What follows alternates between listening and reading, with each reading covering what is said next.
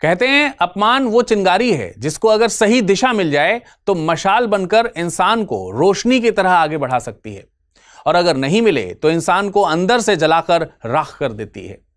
यह अपमान इंसान के आत्मसम्मान को झकझोरता है और व्यक्ति को साबित करने के लिए मजबूर कर देता है कि वह कितना सक्षम है, कितना काबिल है। अब जरा सोचिए कि अगर यही अपमान ना हुआ होता तो क्या कालिदास आज कालिदास कहलाते, या फिर गांधी गांधी होते, या फिर अंबेडकर क्या आज अंबेडकर बन पाते? शायद नहीं। दोस्तों, हमारी कहानी के नायक भी ऐसे ही महापुरुष थे जिन्होंने अपमान के चलते दुनिया ही बदल दी, और ये एक ऐसी मशाल थे जिसने समाज की अंधेरी गुफा को अपने दम पर रोशन कर दिया था। जब पूरा समाज जाति, धर्म, अंधविश्वास और ऊंच नीच के दलदल में घिरा हुआ था, तब इस आदमी ने अपने विचारों की मशाल से ही समाज की अज्ञानता को दूर किया। इसे न राजपाट चाहिए था, न दौलत की कोई हवस थी, बस इसका एक ही सपना था कि एक ऐसा समाज जहां इंसान को एटलीस्ट इंसान समझा जाए, जहां नारी को बराबरी का हक मिले, जहां शिक्षा हर द्वार तक पहुंचे। और इनके बारे में हमारे देश के पूर्व प्रधानमंत्री विश्वनाथ प्रताप सिंह ने एक बार कहा था कि ये भारत की बुनियादी क्रांति के पहले महापुरुष थे। ये महात्मा बुद्ध, महावीर, मार्टिन लूथर और नानक इत्यादि के उत्तराधिकारी माने जा सकते थे। बाबा साहेब अंबेडकर ने तो इनके बारे में यहां तक कहा है कि महात्मा बुद्ध तथा कबीर के बाद ये मेरे तीसरे गुरु हैं। और आपको ये बात जरूर मालूम होगी कि इनको गांधी जी से कहीं पहले महात्मा गांधी से नवाजा गया था। यहां तक कि खुद गांधी जी ने इनको सच्चे महात्मा की उपाधि दी थी। इन महापुरुष के बारे में पंडित जवाहरलाल नेहरू ने भविष्यवाणी की थी कि भारतीय लोकतंत्र में किसान और मजदूरों की जैसे जैसे उन्नति होगी, वैसे वैसे इनका व्यक्तित्व और ज्यादा उभर कर सामने आएगा।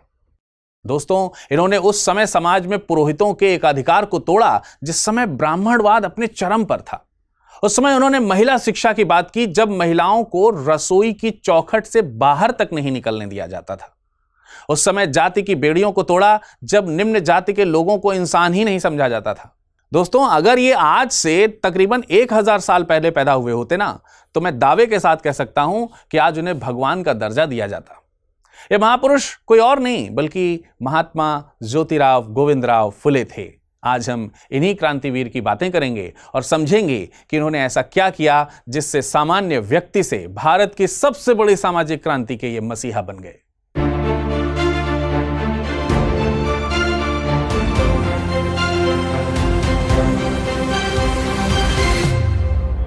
जगह पूना, महाराष्ट्र, साल 1827, तारीख थी 11 अप्रैल। इसी दिन ज्योतिबा देवता का सालाना मेला भी लगता था, और इसी दिन एक साधारण परिवार में एक तेजस्वी बालक का जन्म हुआ। ज्योतिबा देवता के सम्मान में इस बच्चे का नाम रखा गया था ज्योतिराव, पूरा नाम ज्योतिराव फुले। जन्म के समय कोई कल्पना भी नहीं कर सकता था कि यह बच्चा बड़ा होकर भारत का सबसे बड़ा समाज सुधारक बनने वाला है। बहरहाल यह बच्चा एक माली जाति के परिवार में जन्मा था, एक ऐसे परिवार जिसे समाज ने हमेशा हाशिए पर रखा था।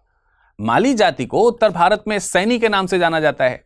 माली जाति की बहुत सारी उपजातियां हैं, जिनमें सैनी, रामी, फूल, फिलेरिया, मरार, मात्राकार, काछी, कुशवाहा, हरदिया और सूर्यवंशी जैसी कई उपजातियां शामिल हैं, जो मंडल आयोग और कई राज्यों की सूची में पिछड़ी जाति के रूप में भी शामिल हैं। माली पारंपरिक रूप से फल और सब्जी उगाने का काम करते थे, और जाति व्यवस्था इन्हें शूद्र श्रेणी में रखा करती थी। दोस्तों, अब आप सोच रहे होंगे कि यह जानकारी क्यों दी जा रही है। मैं सच कहूं तो अगर यह बच्चा माली परिवार में ना पैदा हुआ होता तो इसके साथ भेदभाव ना हुआ होता, और इसका अपमान भी ना हुआ होता, और अगर इसका अपमान ना हुआ होता तो शायद ये महात्मा ज्योतिराव फुले कभी नहीं बन पाता। हालांकि यह कहा जा सकता है कि भेदभाव के खिलाफ ज्योतिराव की लड़ने की ताकत उनके खून में ही थी, क्योंकि उनके परदादा ने भी अपने समय में जातिवाद और ब्राह्मणवाद के खिलाफ विद्रोह किया था। क्या किया था इनके परदादा ने, आइए जानते हैं। ज्योतिराव के परदादा सतारा से 40 किलोमीटर दूर ये कोई जगह थी कटगुण, वहां एक गांव था, उसी गांव के निवासी थे। गांव में चौगुला जानते हैं? चौगुला मतलब एक निम्न श्रेणी के ग्राम अधिकारी। ये उसी ग्राम अधिकारी के रूप में काम करते थे। और इस समय तक इनका परिवार उन्हें गोहरे उपनाम से उपयोग करता था या पुकारता था या जाना जाता था। गोहरे फुले में कैसे बदल गया, जल्द ही आपको इसका पता चलेगा। बहरहाल यह वो समय था जब निचली जातियों के खिलाफ अन्याय अपने उच्चतम स्तर पर था। इस गांव में पेशवा काल में ब्राह्मण राजस्व अधिकारी दलित और किसानों पर तरह तरह के जुल्म ढाया करते थे। इसी अन्याय का शिकार हुए थे ज्योतिराव के परदादा। अब ज्योतिराव के परदादा ने देखा कि इस अन्याय के खिलाफ उनकी आवाज सुनने वाला कोई था ही नहीं, बचाने वाला कोई नहीं था। तो उन्होंने शोषण का अंत करने के लिए उन राजस्व अधिकारियों की ही हत्या कर दी और खुद की जान बचाने के लिए अपना गांव छोड़ करके कहीं और चले गए। ये अपने 3 बेटों के साथ पुणे के खानवाड़ी गांव में आ गए। आर्थिक तंगी तो थी ही, लेकिन यहां किस्मत ने एक और मोड़ लिया। एक फूल वाले ने इन्हीं तीनों भाइयों को अपने यहां पर काम पे लगा लिया। इसने इन भाइयों को फूल उगाने और सजाने के हुनर में माहिर बना दिया। इतना माहिर बन गए कि इनको शाही दरबार के लिए भी काम मिलने शुरू हो गए। इनका काम इतना बढ़िया होता था कि खुद पेशवा बाजीराव द्वितीय इनके काम से बहुत प्रभावित हुए थे और इनको इनके इनाम के तौर पर 35 एकड़ जमीन दे दी थी, वो भी टैक्स फ्री। इनकी कला इतनी मशहूर हो गई कि इन्होंने अपना उपनाम गोहरे से फुले यानी फूल वाला रख लिया था। लेकिन कहते हैं ना कि हिंदुस्तान में आपकी पहचान आपकी जाति ही होती है, हुनर की पहचान नहीं होती। हुनर चाहे जितना हो, आगे चलकर यही जातिगत भेदभाव का सामना करना पड़ता है ज्योतिराव फुले को। आगे चलकर ज्योतिराव फुले के पिता गोविंदराव को खेती और फूल बेचने का ही काम करना पड़ा। समय के साथ गोविंदराव ने चिमनाबाई से विवाह किया, जिनसे उनके 2 बेटे हुए, जिनमें ज्योतिराव सबसे छोटे थे। दुर्भाग्यवश चिमनाबाई का निधन हो गया और जब ज्योतिराव मात्र 1 साल के थे तो गोविंदराव को माली बिरादरी वालों ने बहुत समझाया कि बच्चे की जिम्मेदारी को देखते हुए आप दूसरी शादी कर लो, लेकिन उन्होंने सबको मना कर दिया। इस प्रकार से सगुणाबाई क्षीरसागर ने ज्योतिराव को पाल पोस करके बड़ा किया। अब ज्योतिराव धीरे धीरे बड़े हो रहे थे और अब बारी थी उनकी शिक्षा की, लेकिन उन दिनों माली समाज में शिक्षा को कोई खास अहमियत नहीं दी जाती थी और जो भी पुणे शहर के मराठी पंडित होते थे वो अपने घर में ही केवल ऊंची जाति को ही, उच्च वर्ग के बच्चों को ही संस्कृत, व्याकरण, तर्कशास्त्र, न्याय दर्शन इत्यादि की शिक्षा देते थे। दलित और निम्न जाति के बच्चों को कौन पूछता था? उनको शिक्षा से वंचित ही रखा जाता था। बहरहाल ये ब्रिटिश राज का समय था और ब्रिटिश ईसाई धर्म प्रचारकों ने पूना में कई अंग्रेजी स्कूल्स खोले थे और इसी समय governor general lord William Bentinck ने ऐलान किया कि अब भारत की शिक्षा नीति बदलेगी। 1835 का वो दिन था, 7 मार्च। लॉर्ड विलियम बेंटिंग का मकसद था भारतीयों को यूरोपीय साहित्य और विज्ञान से जोड़ना। अब जरा सोचिए कि जिस देश की जड़ें सदियों से रूढ़ियों में जमी हुई हों, वहां यह बदलाव कितना आसान था। बहरहाल ज्योतिबा फुले अब तकरीबन 7 से 8 साल के हो चुके थे। तब इनके पिता गोविंदराव ने मराठी पढ़ने, सामान्य ज्ञान व हिसाब किताब करने लायक पढ़ाई के लिए मिशनरी स्कूल में इनको भर्ती करा दिया।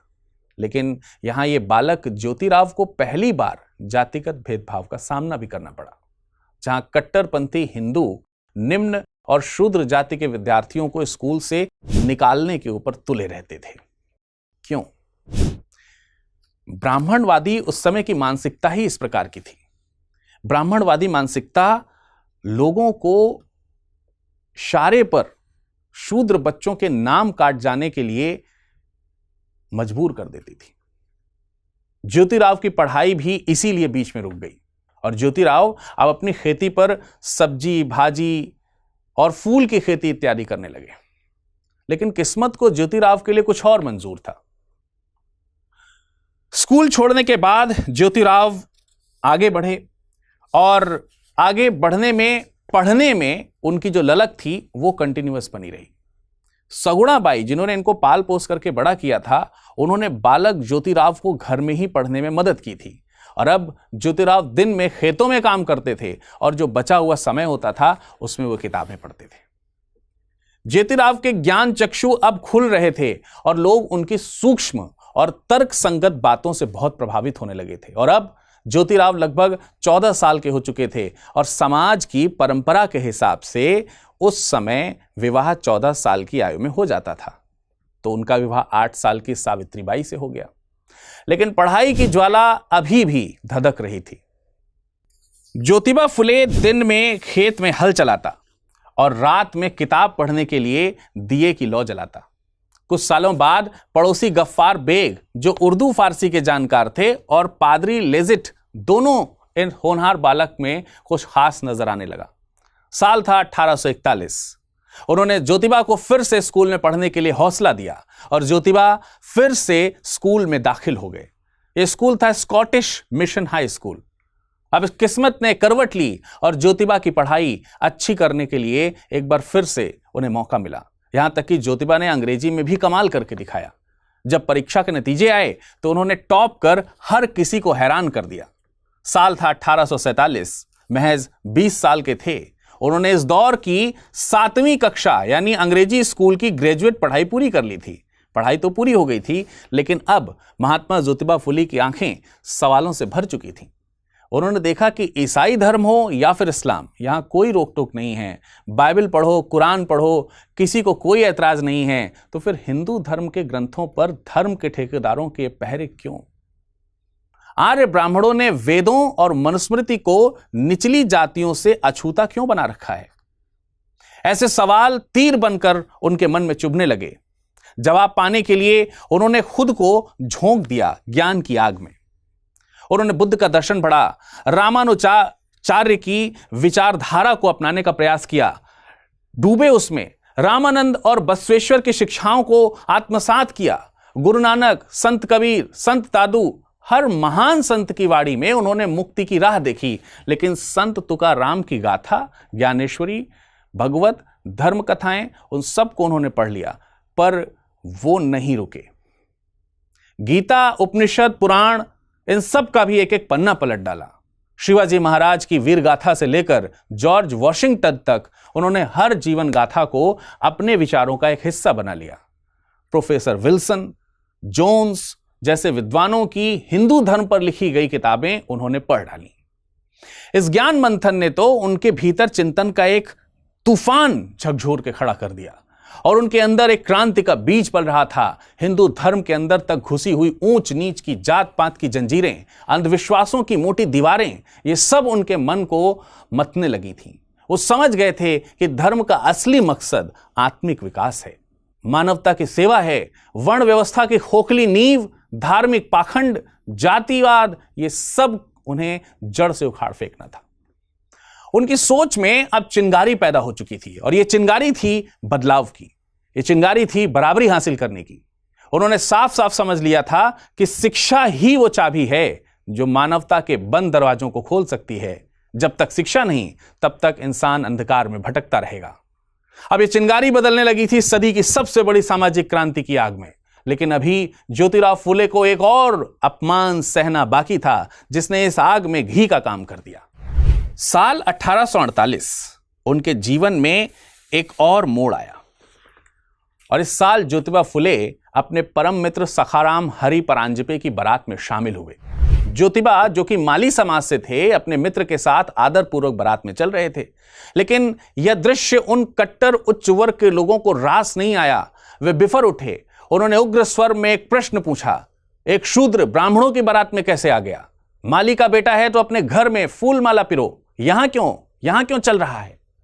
पवित्र ब्राह्मणों की बारात को अपवित्र करने के लिए सरेआम लोगों के सामने इस प्रकार का अपमान ज्योतिबा के लिए असहनीय था। पर यह एक साधारण अपमान नहीं था, यह एक समाज की गहरी बीमारी का लक्षण था। यह घटना ज्योतिबा के अंतःकरण को भीतर तक झकझोर देती है। ज्योतिबा के मन में सवाल उठने लगे, क्यों ब्राह्मण और गैर ब्राह्मण जातियों में इतनी गहरी खाई है?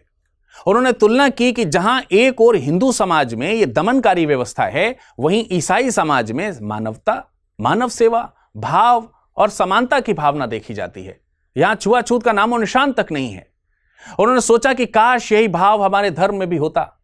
यही वो क्षण था जब उनके भीतर क्रांति की चिंगारी भड़क उठी और वे जानते थे कि परिवर्तन का एकमात्र हथियार है शिक्षा। उन्होंने ठान लिया कि अगर ब्राह्मणों ने शिक्षा के द्वार बंद कर रखे हैं तो वे दलित, पीड़ित समाज के लिए शिक्षा का नया द्वार जरूर खोलेंगे। अगर शासन साथ नहीं देता तो वो खुद अवसर गढ़ेंगे। उनकी नस नस में बगावत की बिजली दौड़ने लगी। यही वह मोड़ था जिसने उन्हें एक महान समाज सुधारक, क्रांतिकारी विचारक और दलितों के महान मसीहा के रूप में गढ़ा था। लेकिन ऐसा क्या किया ज्योतिबा ने जिससे वो महात्मा ज्योतिबा फुले बन गए? आइए जानते हैं। पूना शहर में उस समय हालात ऐसे थे कि अगर कोई अछूत सड़क पर निकलता तो उसे अपनी पीठ पर पत्तियों की झाड़ू बांधनी पड़ती थी। क्यों?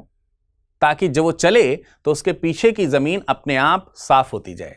गले में एक बर्तन लटकाना जरूरी होता था कि कहीं गलती से अगर सड़क पर थूकना पड़ जाए तो सड़क अपवित्र ना हो जाए।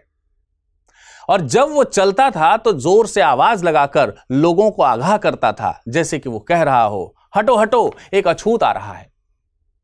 उस समय के ब्राह्मणों का मानना था कि इससे उनका पवित्र वातावरण दूषित नहीं होगा। एक बार अपने आप को इस सिचुएशन में जरा रख कर देखिए और सोचिए और महसूस कीजिए कि आपको कैसा महसूस हो रहा है। उस समय निम्न जाति के लोगों को इंसान की तरह नहीं समझा जाता था, जैसे वे चलते फिरते अपराध की तरह देखे जाते थे।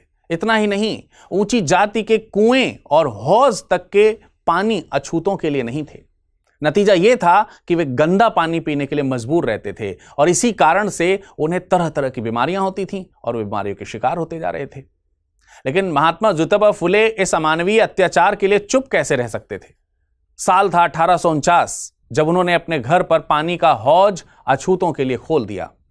दोस्तों, यह सिर्फ पानी का हौज नहीं था, यह थी मानवता की पहली लहर, बराबरी की पहली बूंद।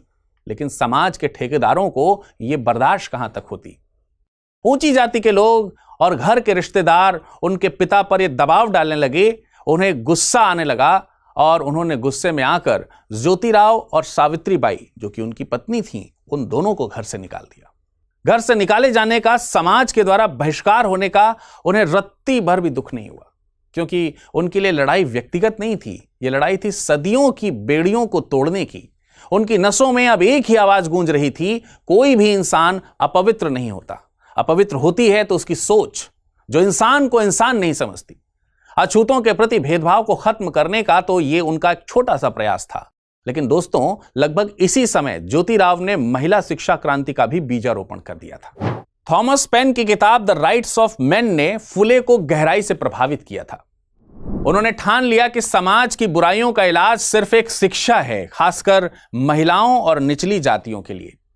अब आपके मन में सवाल आ रहा होगा कि ऐसा क्यों है? देखिए, उनका मानना था कि माताएं जो संस्कार बच्चों पर डालती हैं, उसी में उन बच्चों के भविष्य के बीज होते हैं। इसलिए लड़कियों को शिक्षित करना बेहद जरूरी है। इसी सोच के तहत उन्होंने सबसे पहले अपनी पत्नी सावित्रीबाई को पढ़ाना शुरू किया और तभी एक ऐसी घटना घटित हुई जिससे ज्योतिबा फुले का एक बड़ा सपना साकार हो गया। जब ज्योतिबा फुले की उम्र महज 20 साल की रही होगी, तब अहमदनगर में उनकी मुलाकात हुई अपने जज मित्र गोविंद से। साथ में थी एक अमेरिकन ईसाई पादरी महिला सिंथिया फर्रार। इनका एक मिशनरी स्कूल चलता था। बस इसी को देखकर ज्योतिबा ने ठान लिया कि जो शिक्षा का बीजारोपण वहां हो रहा है, वो पुणे में भी वो करके दिखाएंगे। इसी जुनून ने 1 जनवरी 1848 को पहला स्कूल पुणे में स्थित तात्या साहेब भिंडे की हवेली में खोला और दलित महिलाओं की शिक्षा का बीड़ा उठाया। सोचिए, 19वीं सदी का भारत, जहां लड़कियों का स्कूल जाना तो दूर, किताब को छूना भी पाप समझा जाता था। आह्वान, लड़कियों के लिए स्कूल खोलना। दोस्तों, यह सिर्फ स्कूल नहीं था, यह उस दौर की सबसे बड़ी बगावत थी। इसी के साथ उन्होंने अपनी पत्नी सावित्रीबाई फुले को सौंप दिया एक ऐतिहासिक दायित्व भारत की पहली दलित महिला शिक्षिका बनने का। लेकिन समाज के ठेकेदारों को यह मंजूर नहीं था। शोर मच गया, हल्ला हो गया। एक दलित हिंदू नारी शिक्षिका कैसे बनेगी? यह तो धर्म और शास्त्रों के खिलाफ है। सिर्फ विरोध ही नहीं, बल्कि जब सावित्रीबाई स्कूल जाती थी तो रास्ते में उन पर मिट्टी फेंकी जाती थी, धूल उछाली जाती थी, गोबर मारा जाता था, पत्थर फेंके जाते थे। आप समझ सकते हैं सिचुएशन को। उन पर ताने कसे जाते थे, ये पढ़ेगी और पढ़ाएगी भी, नारी होकर समाज के विरुद्ध चलेगी। पर सावित्रीबाई डरी नहीं। उनके इरादे पहाड़ जैसे अडिग थे। इस पर इतिहास गवाह है। जो लोग समाज के सांचे में नहीं ढलते, वही इतिहास बनाते हैं। बहरहाल एक साल बाद जब 1849 में आर्थिक तंगी लगी और लगातार मिल रही धमकियों की वजह से स्कूल को कुछ समय के लिए उन्हें बंद करना पड़ गया, लेकिन फिर भी उन्होंने हार नहीं मानी। जल्दी से फिर से स्कूल उन्होंने खोल दिया। लेकिन जब दलित और पिछड़े वर्ग की जागृति की लहर दौड़ गई थी, तो वहीं पड़ोसी गफ्फार बेग की बेटी फातिमा और ब्राह्मण युवक विष्णुपंत थट्टे ने भी इस आंदोलन में कंधे से कंधा मिलाया। 1850 तक उनके स्कूल में दलित स्कूलों की संख्या तेजी से बढ़ गई थी। 3 जुलाई 1850 बुधवार पेठ जगह में अन्ना साहेब चिपलूंकर ने एक और स्कूल खोला और सावित्री बाई बनी मुख्य अध्यापक। इसी साल 7 सितंबर को दूसरी जगह एक और स्कूल शुरू कर दिया गया। आप यकीन नहीं करेंगे कि इसके सामूहिक प्रयासों से सिर्फ 2 से 3 साल में ही दलित पिछड़े वर्ग की महिलाओं के लिए एक साथ 18 स्कूल की शुरुआत हो चुकी थी। सन 1852 में अंग्रेज सरकार ने शिक्षा के लिए प्रसार किए फुले दंपत्ति को सम्मानित भी किया। पुणे संडे ऑब्जर्वर अखबार में 29 मई 1852 में प्रकाशित रिपोर्ट में लिखता है कि ज्योतिबा के स्कूल में लड़कियों की संख्या सरकारी स्कूल में पढ़ रहे लड़कों की संख्या से 10 गुना है। दोस्तों, महिला शिक्षा क्रांति का शंखनाद हो चुका था। उनका यह साहसिक कदम न केवल महिलाओं के लिए बल्कि पूरे समाज के लिए नया सवेरा लेकर आ चुका था। लेकिन शिक्षा के अलावा भी ज्योतिबा फुले को बेहद खास मामलों के लिए याद किया जाता है, वो है सती प्रथा और विधवा विवाह। दोस्तों, आप लोगों को यह जरूर पता होगा कि बंगाल में समाज सुधारक राजा राममोहन राय ने सती प्रथा को खत्म करने के लिए एड़ी चोटी का जोर लगा दिया था। लेकिन 27 दिसंबर 1833 को उनकी मृत्यु हो जाने से समाज में क्रांति की जो लहर चल रही थी वो धीमी पड़ गई थी। लेकिन राजा राममोहन राय की यह मशाल महात्मा ज्योतिबा फुले ने उठा ली थी। उन्होंने पूना में सती प्रथा के विरुद्ध मोर्चा खोल दिया और सिर्फ सती प्रथा ही नहीं बल्कि विधवाओं के लिए विवाह की भी सामाजिक स्वीकृति दिलाने का बीड़ा उठाया। दरअसल उन्होंने देखा कि उच्च वर्ग की विधवाओं पे तमाम सारे प्रतिबंध लगाए जाते थे, जैसे उनके सर मुड़वाना, सफेद साड़ी पहनने के लिए उन्हें मजबूर करना। इसके अलावा समाज में विधवाओं के साथ अमानवीय व्यवहार किया जाता था। उनके साथ शारीरिक संबंध बनाकर उन्हें गर्भवती तक कर दिया जाता था और बाद में जब राज खुलते थे तो इन विधवाओं को मार पीट कर बेघर कर दिया जाता था या फिर जबरदस्ती उनका गर्भपात कराया जाता था। यह समस्या उस समय बहुत आम हो गई थी और विधवाओं के हक में बोलने वाला कोई नहीं था।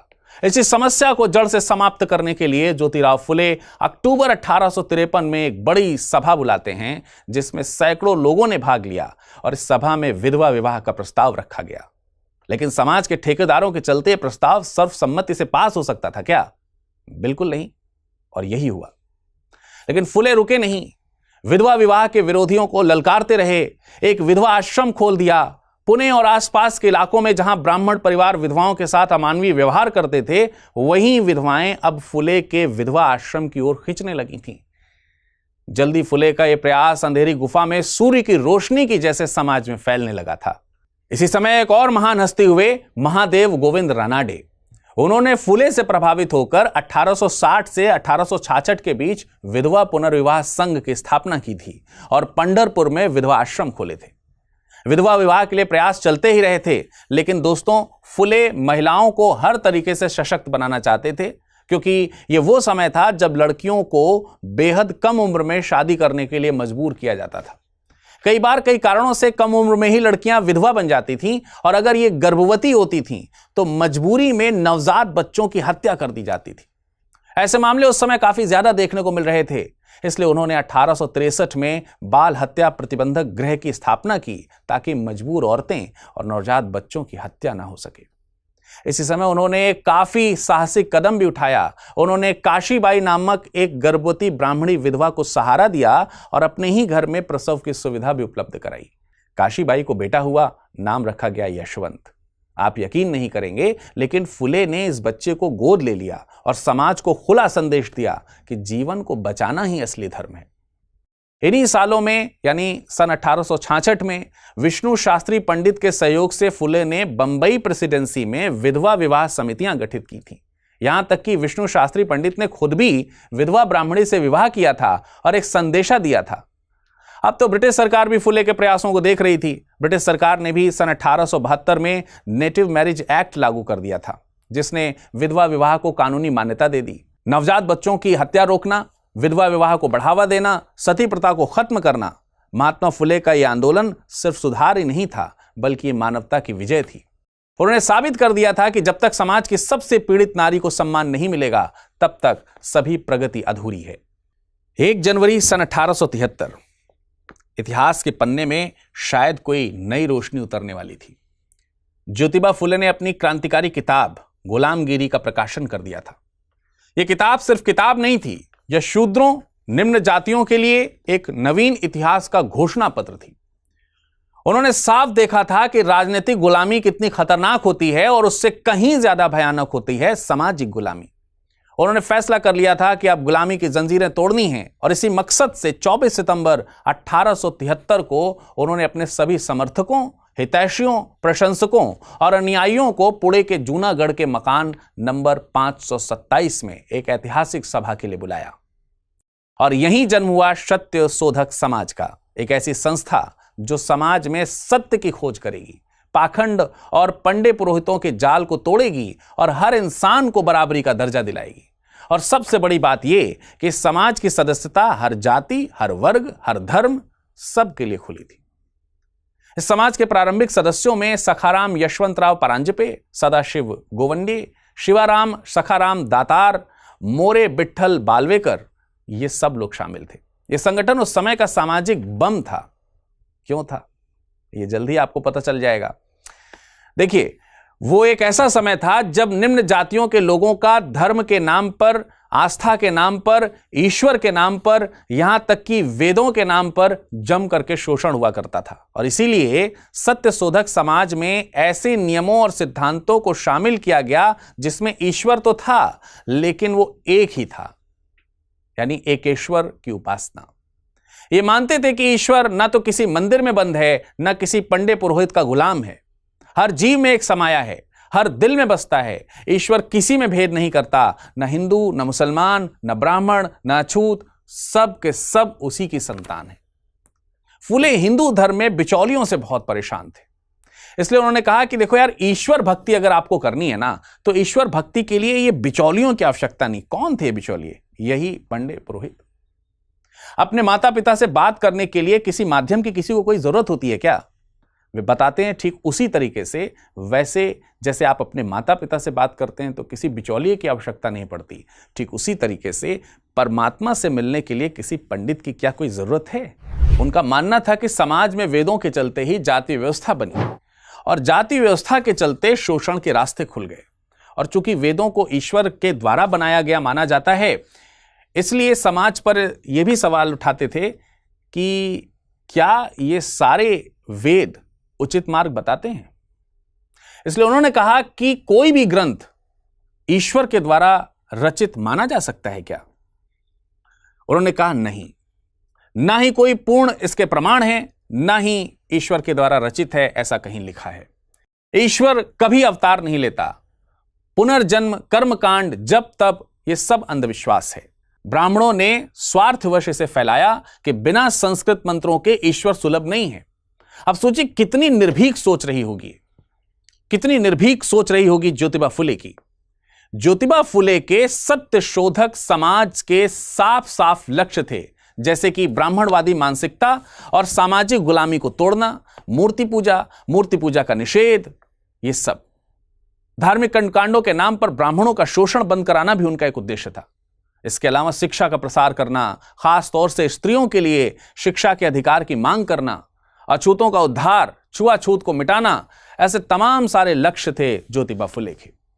उनका मानना था कि ब्राह्मण पुरोहित अनिष्ट का डर दिखाकर, डराकर आम लोगों को ठगा करते हैं। इस बात को समझने के लिए उन्होंने ब्राह्मणों की चालाकी, किसानों का कोड़ा तथा गुलामगिरी पुस्तक में विस्तार से लिखा है। ज्योतिबा फुले के ये सभी काम पूरी तरह हिंदू मान्यताओं के खिलाफ थे, इसलिए उनका हर रास्ते पर विरोध होता था। यहां तक कि उनकी हत्या की कोशिशें भी की गईं। और इतना ही नहीं, ज्योतिबा फुले ने अपने सत्य शोधक समाज के माध्यम से खुद को विवाह के नियम और विधि के लिए तैयार किया था। इन नियमों में किसी ब्राह्मण की जरूरत नहीं थी, किसी फिजूल खर्ची की जरूरत नहीं थी। विवाह के लिए कोई 7 वचन नहीं थे, सिर्फ इतना वचन लेना होता था कि सभी स्त्री पुरुष एक समान होते हैं और मित्रवत होते हैं। इस समय इस तरह की विधि का पालन करवाया जाना एक बहुत बड़ा विद्रोही कदम हो सकता था। इस कदम से ब्राह्मणों ने फुले के खिलाफ मुकदमा दायर कर दिया, लेकिन फुले कभी झुके नहीं, घबराए नहीं और रुके भी नहीं। इस संगठन के विचार लोगों को बहुत पसंद आने लगे। धीरे धीरे महाराष्ट्र के कोने कोने में इनकी शाखाएं फैलने लगीं। ये जनता का संगठन बन चुका था और ऐसी मशाल जो अब किसी एक हाथ में नहीं थी बल्कि पूरे समाज की मुट्ठियों में जल रही थी। लेकिन फुले यहीं नहीं रुके, वो समाज में हर प्रकार के अन्याय के लिए आवाज उठाते थे, किसानों और मजदूरों के लिए भी। तो फिर अब यह देखना है कि इस क्रांति की मशाल को उन्होंने और आगे कहां तक पहुंचाया। यह वक्त था जब दिसंबर 1874 में महाराष्ट्र के किसानों का विद्रोह उफान पर था। ज्योतिबा फुले खुलकर उनके साथ खड़े हो गए थे। फिर जब वे पुनः नगर पालिका के सदस्य बने तो उनकी नजर मिल मजदूरों की बदहाली पर पड़ी और उन्होंने देखा कि कारखानों में मजदूर, औरतें और यहां तक कि बच्चे 14-14 घंटे तक बिना छुट्टी के पिस रहे हैं। ज्योतिबा ने नारायणलाल लोखंडे का साथ लिया और मजदूरों को संगठित करना शुरू कर दिया। सभा दर सभा, मंच दर मंच उन्होंने मजदूरों की आवाज बुलंद की। लोखंडे ने पहली बार बंबई में मजदूर सम्मेलन बुलाया और इस सम्मेलन में 6000 मजदूरों के हस्ताक्षर किए गए और इन्हीं 6000 मजदूरों के हस्ताक्षर के साथ एक मांग पत्र पर सरकार तक अपनी आवाज पहुंचाई। इनके प्रयासों से ही 1888 में मिल मजदूर संगठन बना और 1890 में इतिहास रचा। इनके प्रयासों से रविवार की छुट्टी का कानून पास करवा दिया गया। इनकी नजर किसानों की दुर्दशा पर भी पड़ी थी। उनका मानना था कि किसान सुखी तो विश्व सुखी। वो किसान की बेहतरी पर बहुत ज्यादा केंद्रित थे और यहां तक कि सत्यशोधक समाज की ही सिफारिश पर सन 1878 में दक्कन किसान राहत कानून बना, जो 1879 में पारित किया गया था। इस कानून का मकसद क्या था? मकसद था किसानों को ऋण मुक्त करवाना, साहूकारों के जाली हिसाब किताब से किसानों को बचाना।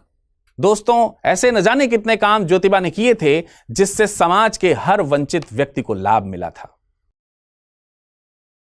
अब इतना सब कुछ पढ़ने के बाद, इतना सब कुछ जानने के बाद, आइए एक बार नजर डालते हैं ज्योतिबा के मूल्यांकन पर। ज्योतिबा स्त्री और पुरुष के समान अधिकारों के समर्थक थे।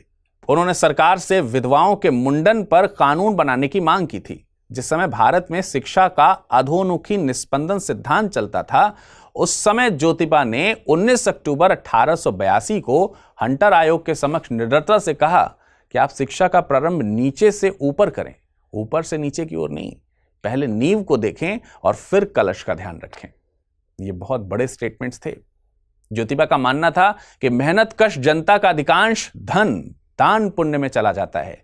यदि इस धन को वह अपना जीवन स्तर सुधारने में लगा ले तो वह अच्छा जीवन जी सकता है। इस धन से अपने परिवार की बेहतरी के बहुत से काम कर सकता है। ज्योतिबा फुले जन भाषा के समर्थक थे। उनका मानना था कि भाषा का सवाल असल में सत्ता संघर्ष से ही जुड़ा हुआ है। लोक भाषा के लिए उन्होंने संघर्ष किए थे।